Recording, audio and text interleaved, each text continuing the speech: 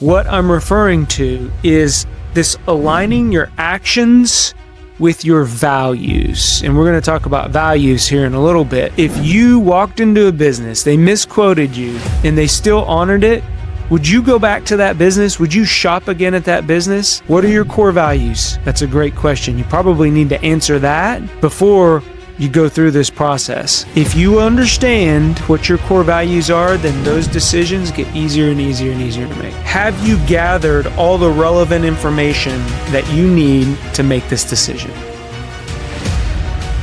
Hey everyone, John here. Welcome to the episode today. Have you cut a corner in your business, in your team, or in your decision making, and it cost you your best client? Or even worse, it may even cost you your team's trust. What if there was a simpler way? So in this episode, we're going to talk about what integrity looks like at work, why it needs to be a non-negotiable for us, and you're going to want to stick around because I'm going to give you a 5-step integrity check that you can use on any decision.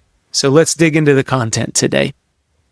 I want to baseline first and talk about integrity just as the word. And I looked it up. I Googled it. I asked ChatGPT what the definition was, and here's what they came up with. They actually had about 3 or 4 different definitions, but this is the one that I really liked. And when I talk about integrity, or when we use the word integrity for the rest of this episode, what I'm referring to is this aligning your actions with your values. And we're going to talk about values here in a little bit, but this occurs even when nobody's looking. It always reminds me when I go grocery shopping. And I like to go grocery shopping. I like to go pick out my groceries. I like to put my hands on the vegetables and the fruit. Long story short, you go to the grocery store, you check out, you take the cart out to your car, you're putting groceries in the back seat of your car or wherever you put your groceries out. What do you do with the cart? Do you take the cart back to one of those little cart, locations in the parking lot? Do you take the cart back? If you're too far or there's not one, do you take the cart back inside? Because nobody's looking at you. Nobody really cares. There's people that go and pick up the carts. But what do you do? To me, that's integrity. Nobody's looking. Do your actions align with your values? Because how we do one thing is how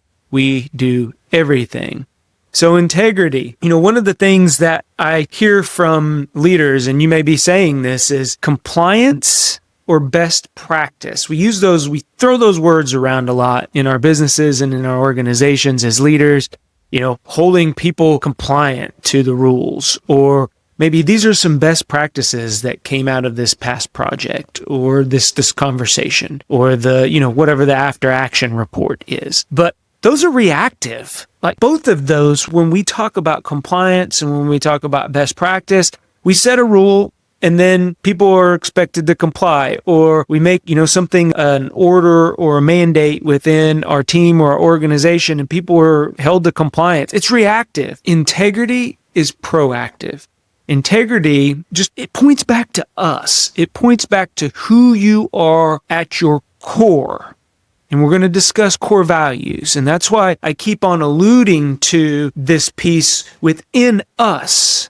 Because what do you do when nobody is looking? I think that is really a standard that I've tried to live here recently. And I am not perfect. I'm not even pretending I'm close to being perfect. I am constantly striving to be a better person. And integrity has helped me do that. For me, when I was thinking about, okay, John, how can I explain integrity to people? Because integrity is one of those words that, again, we like to throw around, but we really never figure out what that looks like. And I wrote down 3 things. The first word here that I wrote was honesty. Honesty goes back to, again, who you are as a person, how transparent you are in your communication.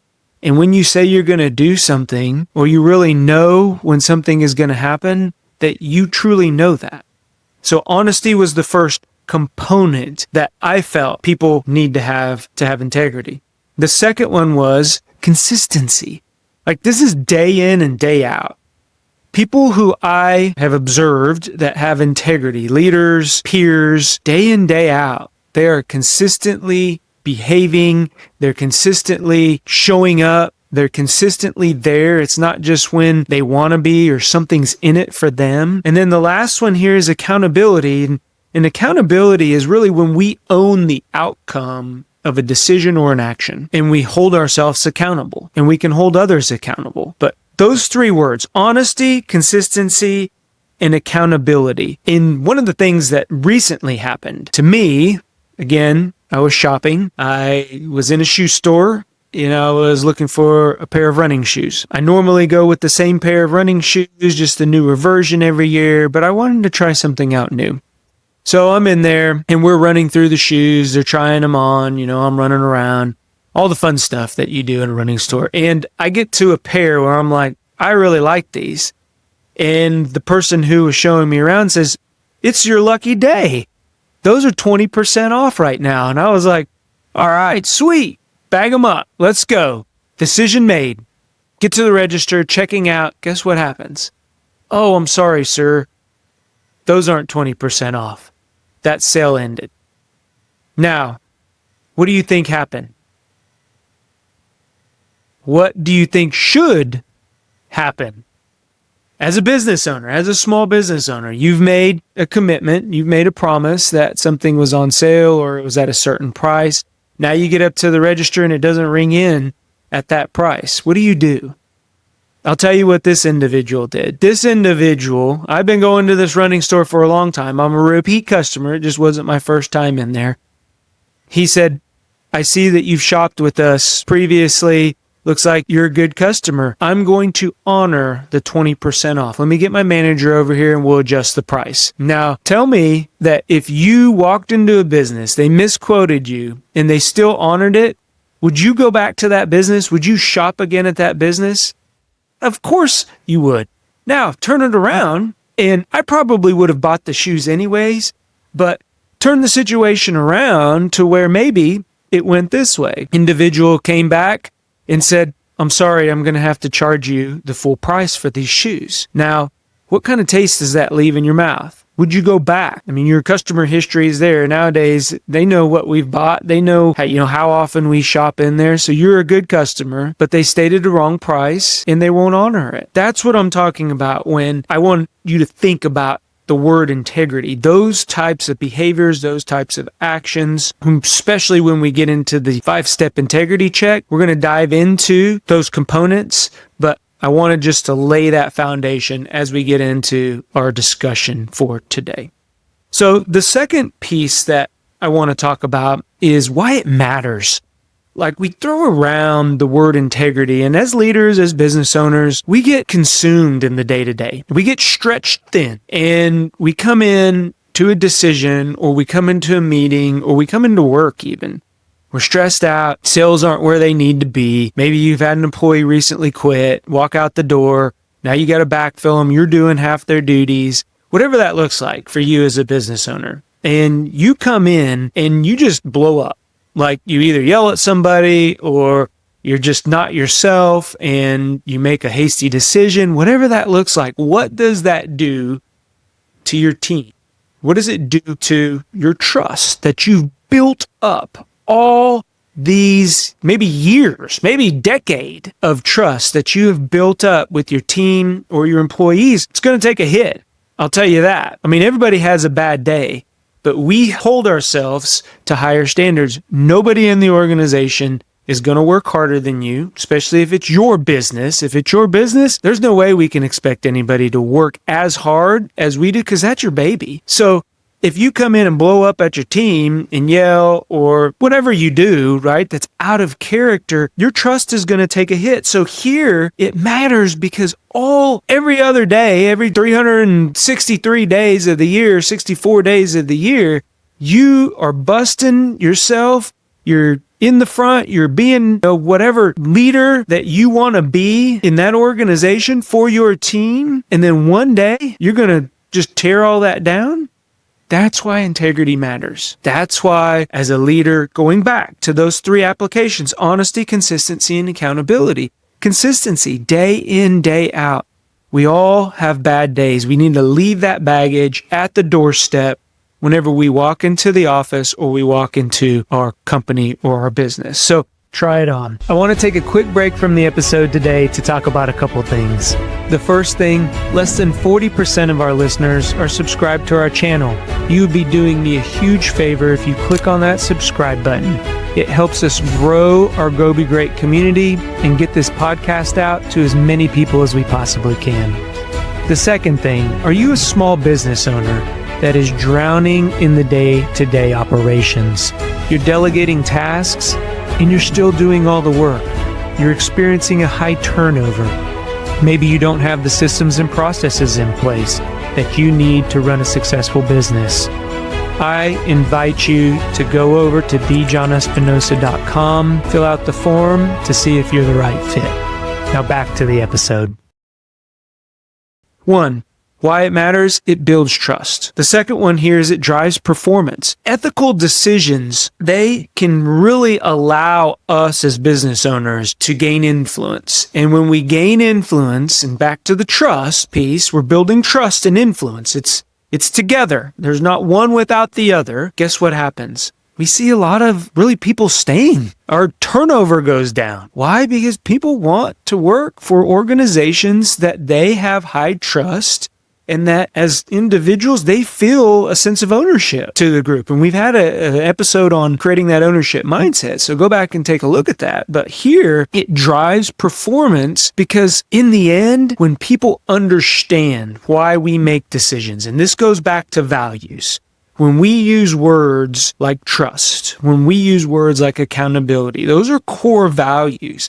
But we need to be able to identify what specific behaviors go for, exhibit those values, and what go against. And here, if we have clear values, internal values, I'm talking about you as the leader, guess what? We clear up the decision making. We speed up the decision making. Decision making is one of the slowest parts of our business. So if we're crystal clear on who we are and the decisions that we make are going to have integrity, it just speeds up the process. And for me, that's just one less thing that I got to mull over or I got to worry about. So drives performance. And then the last one here, it protects our reputation. So we discussed that earlier. One bad day, one bad meeting, one blow up. I mean, you guys know the media, social networks, news travels fast. If anybody's been watching current events, what happens when a celebrity messes up? Oh, you hear that. It's plastered all over the place. Why? Because it's sensational. That's what sells. And so social media is going to put that in front of our face. No different than if we as a business owner walk in the door and have a bad meeting, a bad hour, or a bad day. People will remember that. Unfortunately, people remember the bad more than they remember the good. I'm sure right now you can remember the last bad thing that you happened. You probably don't think about the good things that have happened. You have way more good things than you do bad things, but it doesn't matter because that one bad thing ruined my day. Oh my goodness. My day's just ruined because my coffee was not the coffee that I ordered or I got somebody else's order. Have you been there? Yeah, that one bad thing when everything else is good in life. You got a job. You got a car that gets you to where you need to go. You got a family. Everybody's in good health. You got a lot of good things, but we always remember that one bad thing. So why integrity matters? 1, it builds trust. 2, it drives performance. And 3, it protects your reputation. Word travels fast. So, all right, we're ready for the 5-step integrity check. So get out your journals. Again, make sure that you're writing these down. Bookmark this episode, subscribe, give me a thumbs up, give me a like, whatever you want to do. But this 5-step integrity check you can use on any decision. So we're going to dig into it. The first step is clarify the decision. Clarify the decision and what you need to really get crystal clear on here. What are you deciding to do? What is the decision? A lot of times we get things thrown at us and we don't really understand what we're deciding. It may be a bigger problem than what we need to decide today, and we may need to chunk that thing up and make micro decisions to see how that works. But clarify the decision. Pinpoint what exactly you are deciding. Step 1 in the 5-step integrity check. Step 2, will this decision align with your core values? Back to those values. What are your core values? That's a great question. You probably need to answer that before you go through this process? Are your core values that you honor your people? Is a core value of you that you're honest or you're transparent or you're, maybe a good business person? What does a good business person look like? Write that down. What are the behaviors in your mind? And this is you. There's no wrong answers here. All right. Don't look it up. Don't chat GPT it. AI, whatever you want to do, sit down and really reflect. Journal what those behaviors look like. So step 2, will this decision align with your core values? Remember, that speeds up the process. We talked about that earlier when we mentioned how integrity drives, why it matters is it drives performance. So it speeds up that decision. If you understand what your core values are, then those decisions get easier and easier and easier to make. So step 1, clarify the decision. Step 2, does this decision align with your core values? Step 3, evaluate the impact. Our decisions make impacts on our people. Some will lose, some will win. Who does that impact? Who wins? Who loses? And then in the end, what's really the impact to both parties? Step 4, seek perspective. And we're going to go through an example here, but I want to get all these out first so you can write them down. Seek perspective. So have you gathered all the relevant information that you need to make this decision? A lot of times leaders, they get into decision-making mode and it costs them their integrity because they make a hasty decision without all the information, and then they don't hold themselves accountable, admit they were wrong. When everybody knows they're wrong, what does that do? It impacts your reputation, all of the things that we talked about, why integrity matters. That's why we're going through each one of these 5 steps. So seek perspective, how you gathered all the relevant information that you need. And then last but not least, really it comes down to commitment and communication. So how are you as the business owner or as the leader going to inform your team? How are you going to let them know about the decision? Are you going to send them an email when maybe it's a decision to terminate? Or are you going to confront, walk up, talk to that person face to face, on Zoom, whatever, virtual, and let them know? So let's run through just a quick decision that I recently had to make. And this is one around resources. Had an individual who's leaving the organization and I had to reallocate some duties. And the decision I needed to make was, do I go out and I hire an additional person to take over some of these duties? Because some of them were automated. Some of them were just really historical. We were doing them because we always did them in the organization. And the decision that I finally made, so align with my core values.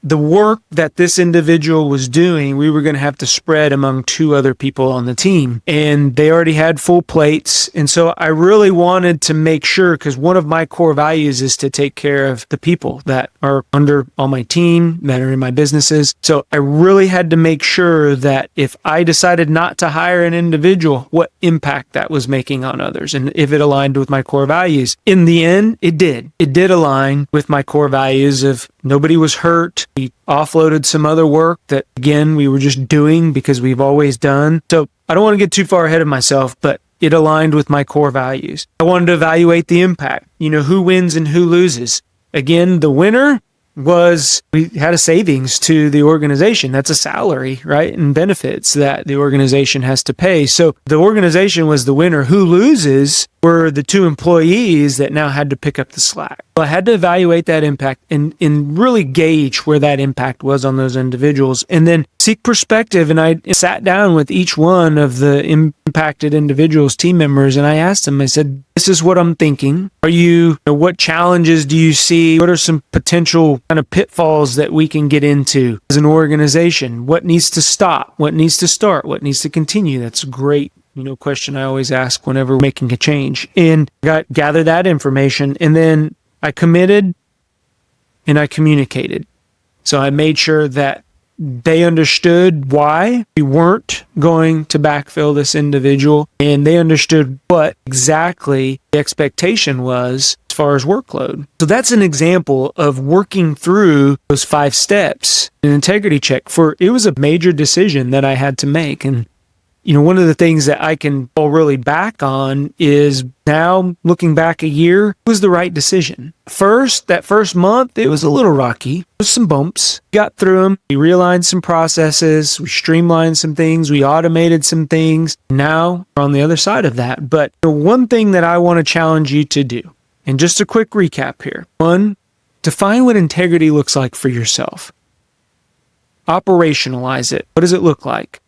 What are the behaviors that exhibit integrity in your mind? What are the things that go against that? We also talked about why it matters. Why it matters that you have integrity to build trust. Why it matters that drives performance. And why just one misstep can ruin your reputation. So these are things that, please, again, if you agree or disagree with me, please come up with why it matters to you. These are just things that I came up with. So again, and then the 5-step integrity check. Which again, clarify the decision. Step 1. Step 2, align with your core values. Does the decision align with your core values? Step 3, you need to evaluate that impact. Who wins, who loses, seek perspective, have you gathered all the necessary information, and then commit and communicate. I know that 5-step process is going to help you in your next decision needs to be made. I believe in you. It'll be great. Talk to everyone later. Bye-bye. If you like what you're hearing, do us a favor. Click on that subscribe button, give us a thumbs up, or leave a comment. That lets us know that what we are putting out benefits you. If you want additional information or resources or learn how to work with me, head on over to thejohnespinosa.com, because when we become better versions of ourselves, it helps us get others to where they're going. Go be great. Talk to everyone later.